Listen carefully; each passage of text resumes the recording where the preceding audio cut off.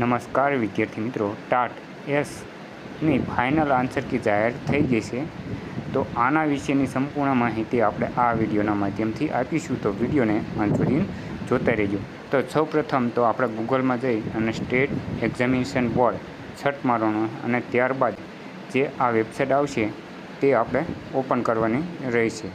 અને ત્યારબાદ જોઈએ તો દર્શક મિત્રો, અહીંયા તમને એક નોટિફિકેશન બતાવવામાં આવશે, જેમાં જે અહીંયા તમને લખેલું છે કે શિક્ષણ અભિવૃદ્ધિ કસોટી ટાટ એસ 2026ની ફાઇનલ આન્સર કી જાહેર થઈ ગઈ છે. તો તેના ઉપર આપણે ક્લિક કરીશું અને ત્યારબાદ તમને અહીંયા જોવા મળશે. જો સૌપ્રથમ તો આ તમારે સૂચના જોઈ લેવાની છે કે શિક્ષણ અભિવૃદ્ધિ કસોટી માધ્યમિક 2026ની પ્રાથમિક કસોટીમાં ઉપસ્થિત ઉમેદવારોના માટે પરીક્ષાની ફાઇનલ આન્સર કી બાબતે અગત્યની સૂચના. તો રાજ્ય પરીક્ષા બોર્ડ દ્વારા જાહેર ક્રમાંક 12/2/2026 અનુરૂપ 3/5/2026ના રોજ શિક્ષણ અભિવૃદ્ધિ કસોટી 2026ની પ્રાથમિક કસોટીનું આયોજન કરવામાં આવ્યું હતું. સદર પરીક્ષાની પ્રોવિઝનલ આન્સર કી 16/5/2026ના રોજ પ્રસિદ્ધ કરવામાં આવી હતી.